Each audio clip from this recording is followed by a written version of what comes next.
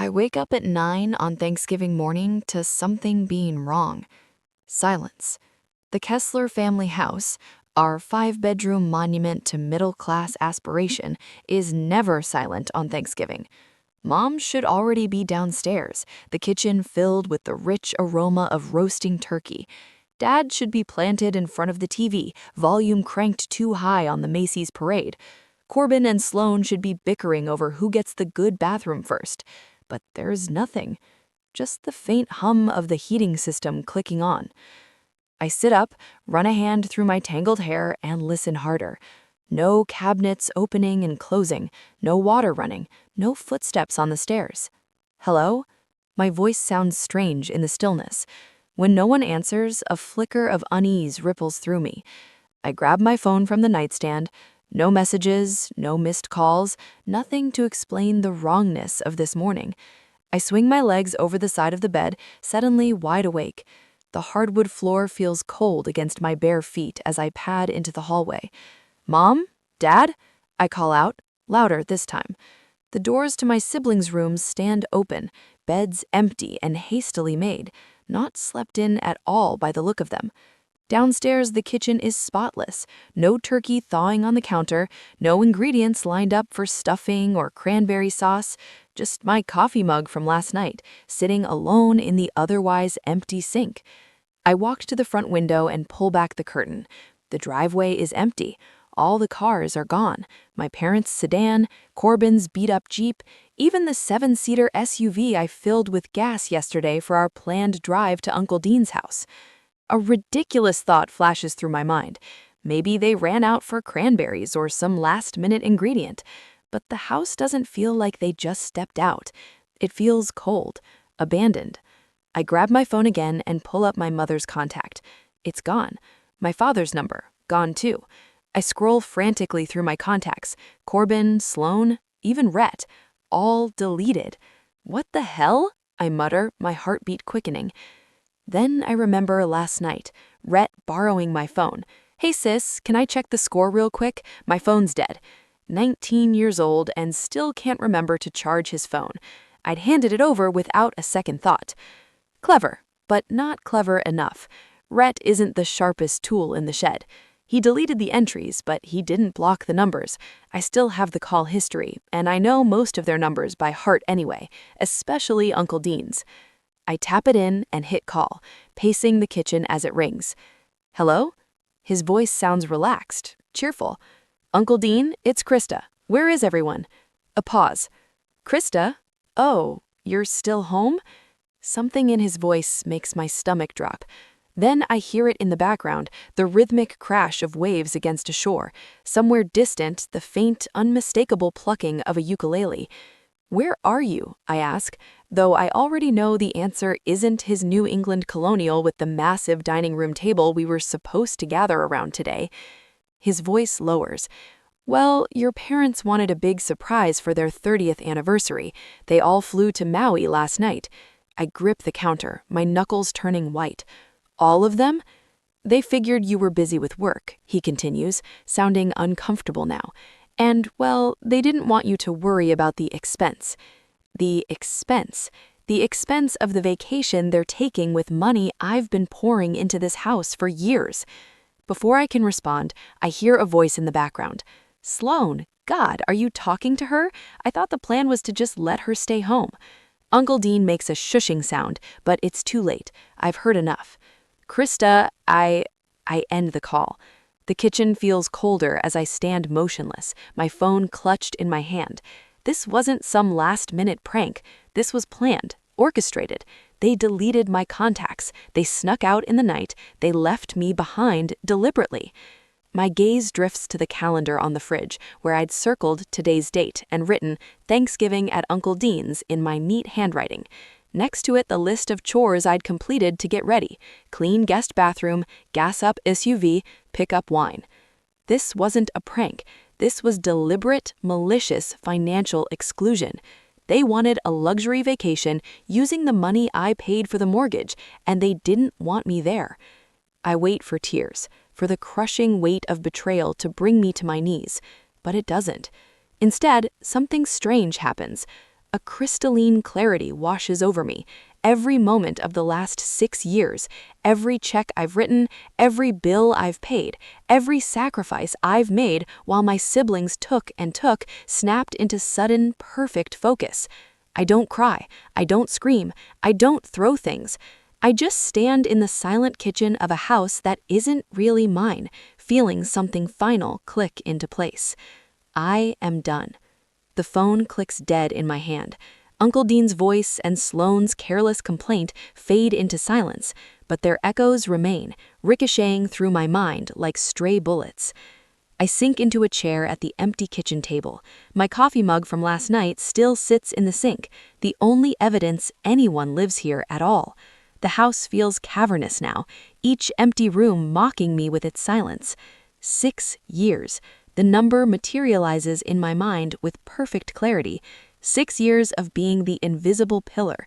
6 years of watching my paycheck disappear into this 5-bedroom monument to middle-class pretension, all while being told I was the responsible one.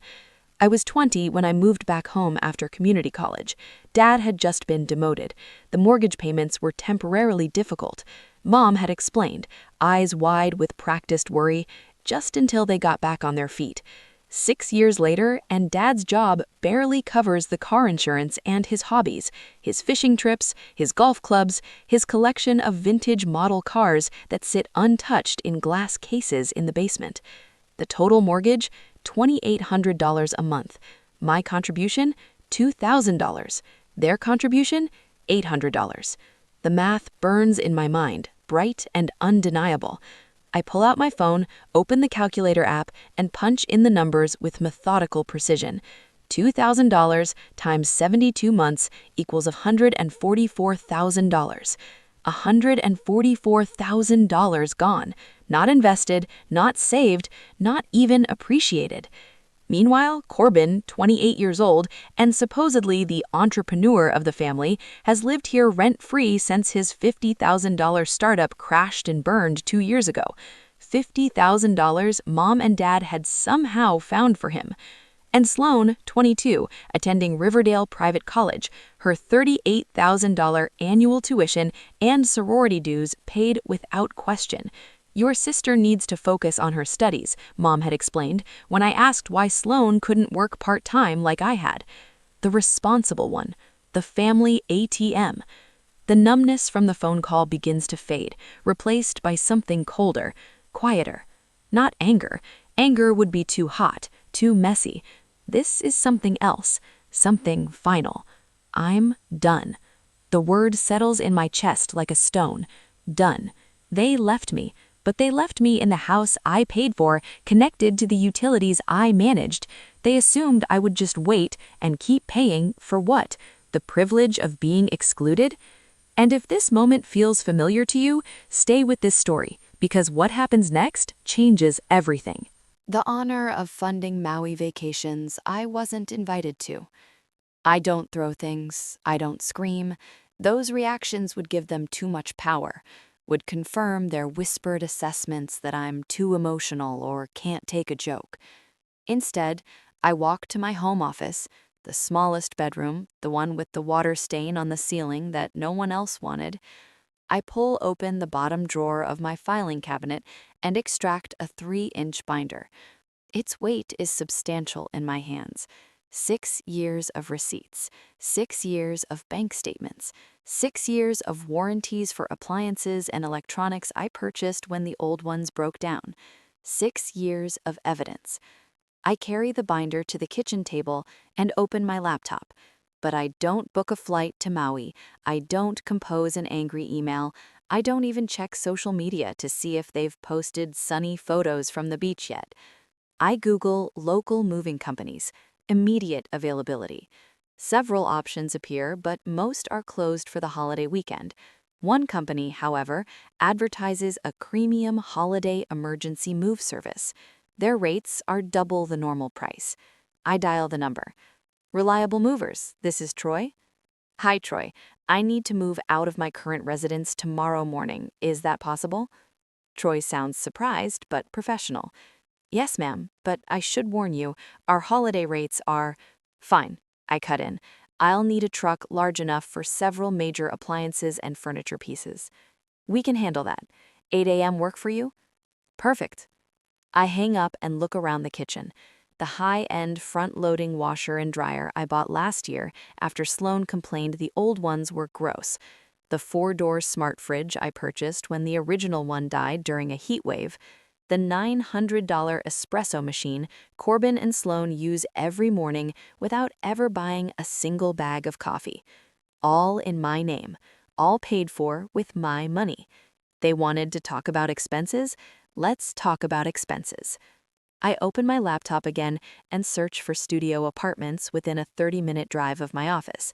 Something becomes available next week, but I find a complex offering immediate move-in for an additional fee. I make the call, put down the deposit, and schedule the lease signing for tomorrow afternoon. Next, I create a detailed inventory of everything I've purchased for this house. The 80-inch 4K TV from the living room, my $2,500 bonus from last March, the high-speed Wi-Fi router and mesh system, the new dishwasher. Item by item, I catalog what's mine. Not in anger, not in vengeance, in simple, cold accounting. 7 days. I think they'll be gone for 7 days. When they return, expecting the comfort they've always taken for granted, expecting me to have maintained their lives in their absence, they'll find something very different waiting for them. I run my fingers over the binder, feeling the plastic cover, cool and smooth beneath my touch. 6 years of being the responsible one, 6 years of being the invisible foundation everyone stands on, but no one sees. I close the binder. I've been responsible long enough. The moving truck arrives at 8 a.m. the next morning. I stand in the driveway, my 3-inch binder tucked under my arm like a shield, watching 3 men in matching blue uniforms climb out. The logo on their truck reads Premium Holiday Relocations. Cost me triple the normal rate, the foreman says with a grin. Worth every penny, Miss Kessler. He approaches with a clipboard. We're ready when you are.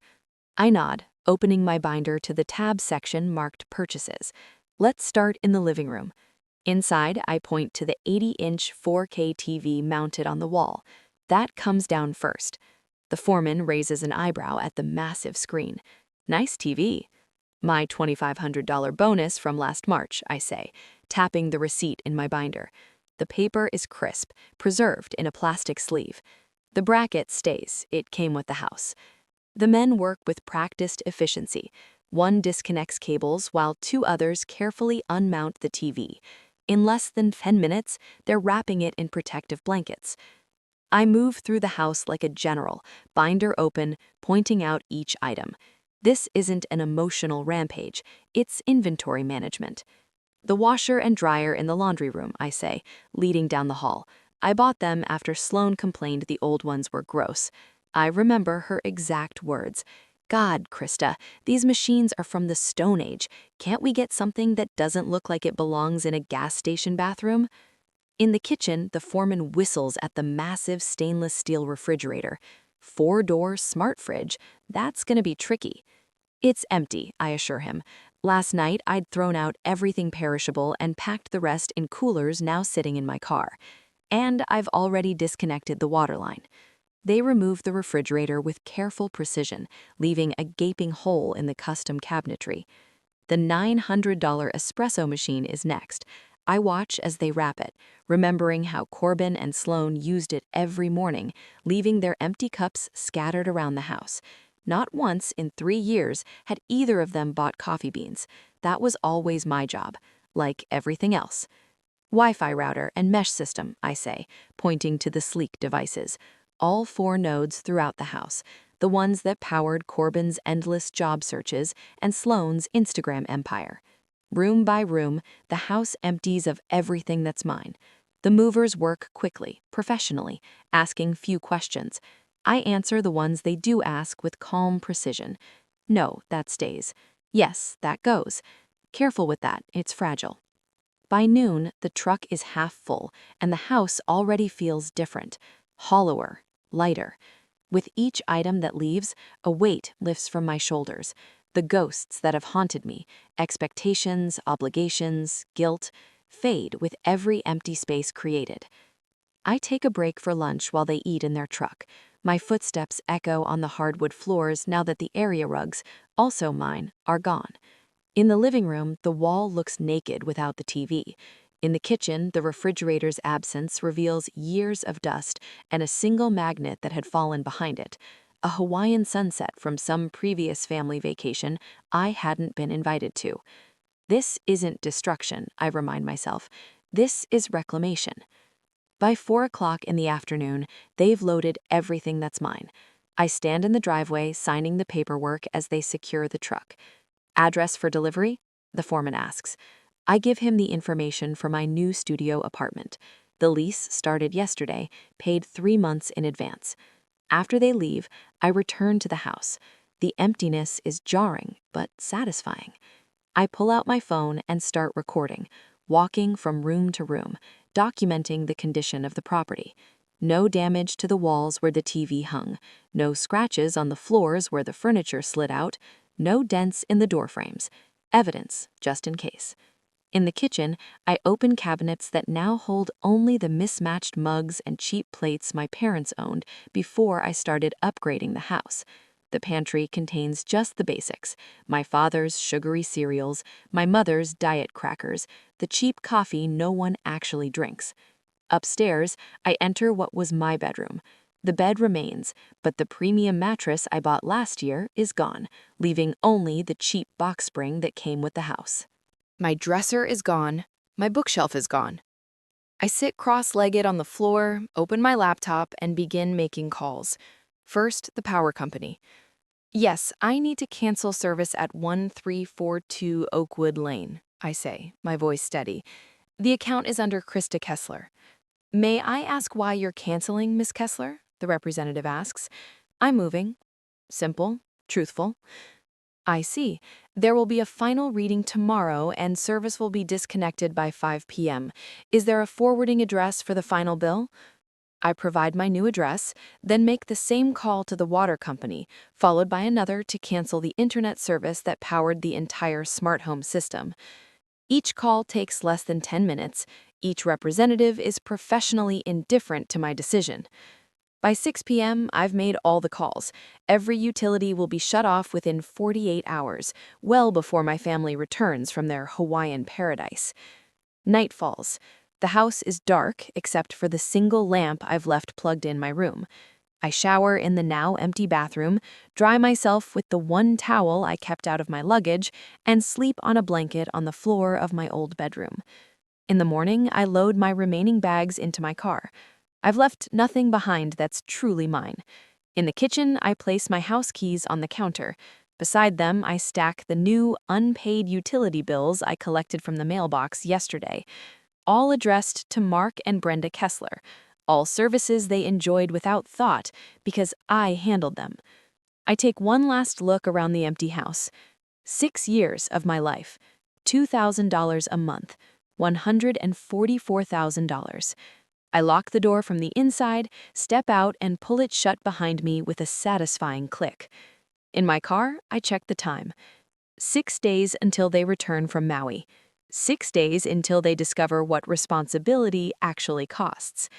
Tick-tock, I whisper as I drive away, heading toward my new, much smaller, infinitely more peaceful home. 6 days later, the family is back. I'm sitting in my new studio apartment when my phone buzzes with a notification from the Ring doorbell app I never deleted, a final loose end I deliberately left untied. The app shows the Kesslers returning, dragging oversized suitcases up the front walk. Their faces are tanned, their shoulders slumped with travel fatigue.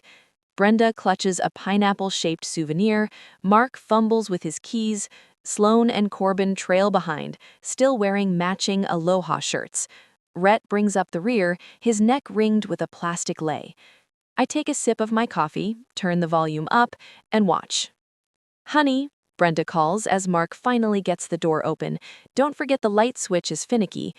They disappear inside. I count down in my head. 3, 2, 1. Mark, Brenda's voice filters through the Ring microphone. "The lights aren't working." "Hang on," Mark replies, his voice growing fainter as he moves away from the door. A minute passes. The door remains open, spilling their conversation onto the porch where the Ring camera captures every word. "Nothing's working," Mark calls back. "The power's out." "Did you forget to pay the bill?" Brenda asks, irritation edging into her voice. "Me?" Mark snaps. "You handle the utilities."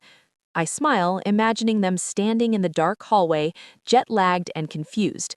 Corbin pushes past them, phone flashlight activated.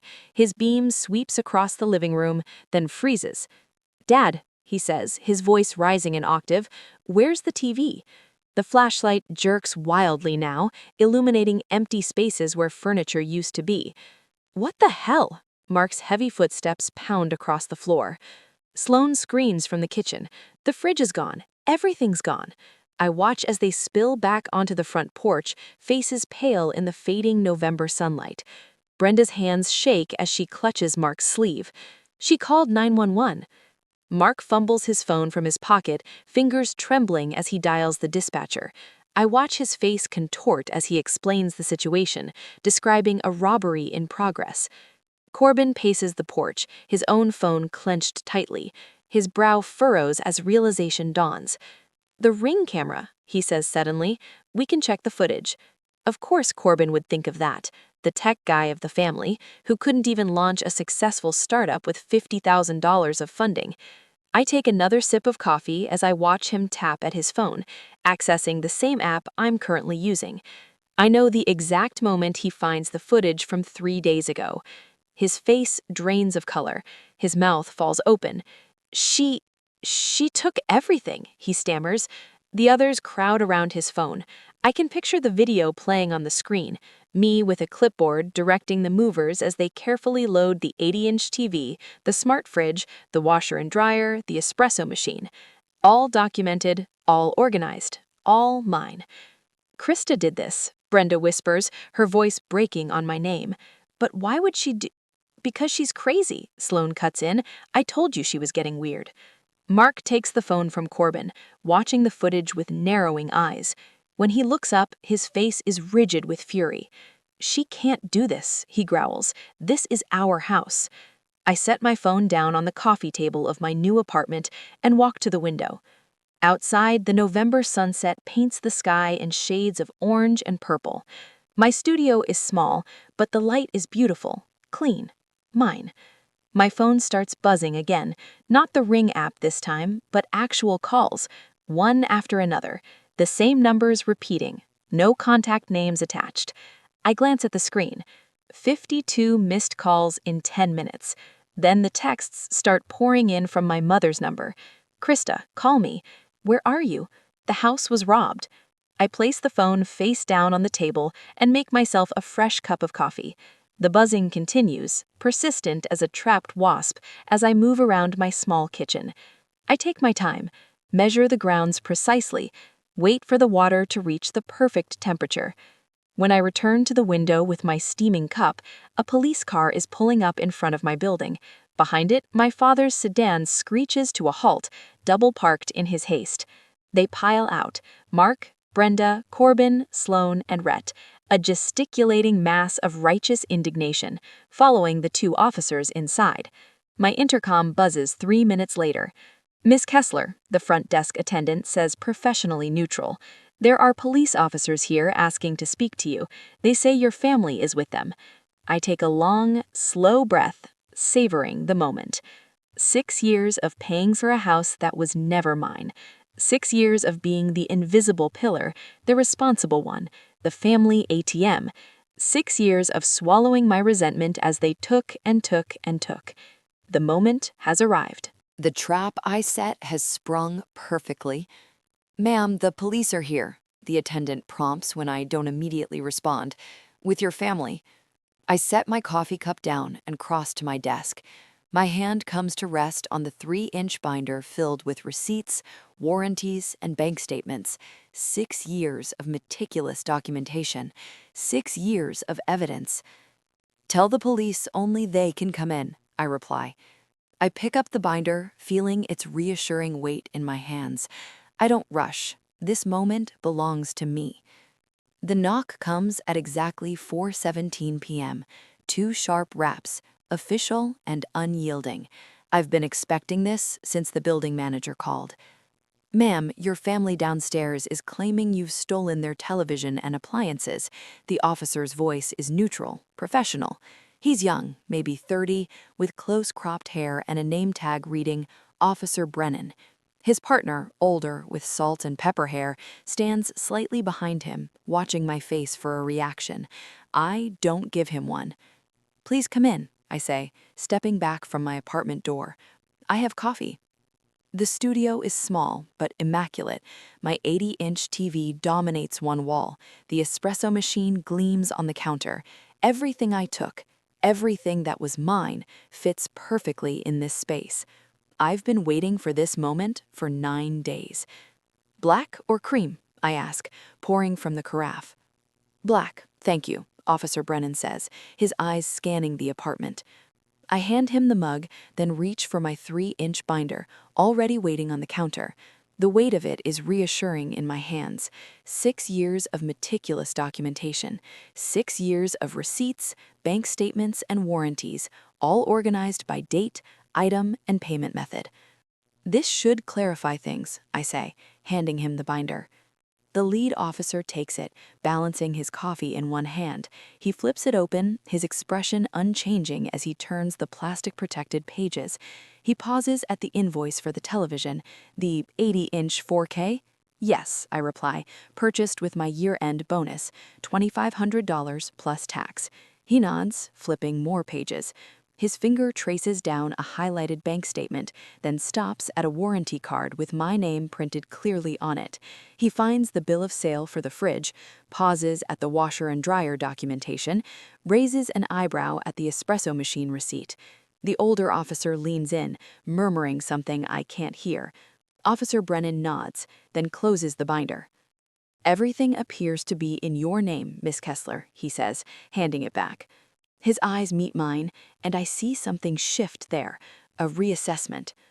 Ma'am, do you want us to file a harassment report on your behalf? The question hangs in the air between us. 6 years of silent contribution, 6 years of being the responsible one, the ATM, 6 years of watching Corbin waste $50,000 on a startup that never started. 6 years of Sloane's private college tuition and sorority dues being paid without question, while I covered mortgage payments that should have been my parents' responsibility. No, I say, finally. That won't be necessary. He nods, understanding in his eyes. We'll take care of it. Thank you for the coffee. I don't follow them to the door. I don't need to watch what happens next. Through my open window, I hear the commotion 3 floors down, my father's voice rising in indignation, my mother's tearful protests. It's a civil matter, Officer Brennan's voice carries up clearly. She has provided documentation of ownership for all items in question. You need to leave the property now or be cited for trespassing.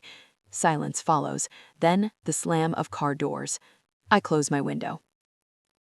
3 weeks later, I'm pushing my cart through the produce section of Greenway Market when I spot them, Corbin and Sloane, huddled near the organic apples, scanning the store, waiting for me.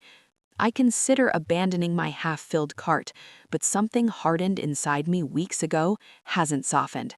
I push forward. Sloane spots me first, her eyes narrowing.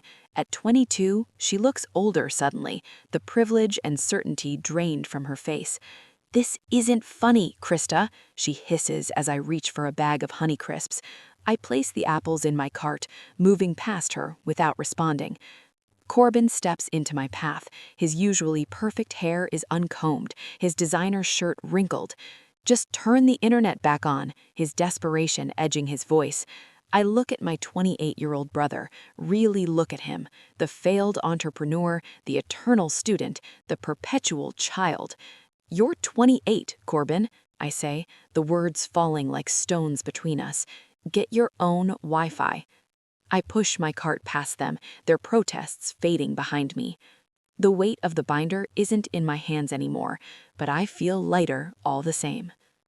2 months later, a manila envelope arrives at my door.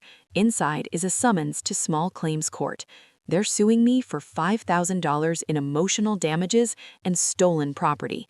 My mother's signature on the complaint form is shaky but determined. They tried everything else.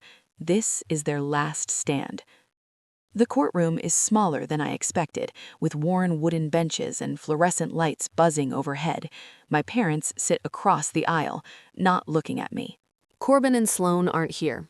Perhaps they couldn't be bothered to wake up in time for the 9 a.m. hearing. Kessler versus Kessler, the clerk calls. We approach the bench. My father speaks first, delivering a carefully rehearsed speech about family obligations and property rights. He mentions the house, their house, and how I abandoned them without warning. He talks about the difficulties they've faced without proper appliances, about the emotional toll, about my theft of family items. When he finishes, the judge turns to me. And your response, Miss Kessler? I don't speak. Instead, I place my 3-inch binder on his desk. The sound it makes is final, definitive. He opens it, frowning slightly at first, then with increasing interest as he turns the pages. 5 minutes pass in silence as he reviews bank statements, receipts, and utility bills in my name. Mr. Kessler, he says finally, closing the binder, these items appear to be legally purchased and owned by your daughter. Furthermore, I see evidence here that she contributed $2,000 monthly toward your mortgage for 6 years while living in your home. Is that correct? My father shifts uncomfortably. Well, yes, but... And you're claiming she stole property that she herself purchased. It was for the family, my mother interjects. She can't just take it. The judge's expression hardens. Mrs. Kessler, I suggest you not speak out of turn. He turns back to my father. This case is dismissed. And Mr. Kessler, I would caution you about bringing frivolous claims to this court. There are penalties for perjury. The gavel comes down with a crack that echoes through the small courtroom. My parents don't look at me as they leave. I gather my binder and walk out alone into the cold air. I don't look back. I don't need to. 4 months later, I'm sitting on the small balcony of my studio apartment. The air is cold against my skin, but I don't mind. I wrap my fingers around a steaming mug of coffee, the expensive kind Corbin used to drain from my machine without ever buying a replacement bag. My apartment isn't much, 400 square feet that would fit inside the Kessler family living room with space to spare. But every inch of it is mine. Every utility bill has only my name on it. The silence here isn't the hollow absence of people who should be present. It's peace, earned and protected. Uncle Dean called last week. He waited until he knew I'd be home from work, his voice careful when I answered. The house is gone, he said without preamble. Foreclosed after 3 months. They couldn't make the payments. I took a sip of tea, letting the information settle. Where are they living now? 2-bedroom rental across town. Mark and Brenda took the master, Rhett's on the couch. Sloan and Corbin are sharing the 2nd bedroom. He paused. Sloan had to leave Westlake. She's at community college now. Westlake University, $45,000 a year in tuition alone, sorority dues on top of that. All while I quietly transferred $2,000 to my parents' account every month for 6 years. Krista, they're really struggling, Uncle Dean said, his voice dropping into that guilt-inducing register families perfect over generations. Did they ask you to call me? Not exactly. Then they're not struggling enough, I replied, surprised by my own steadiness. They'll figure it out. They're adults. The consequences arrived like dominoes falling.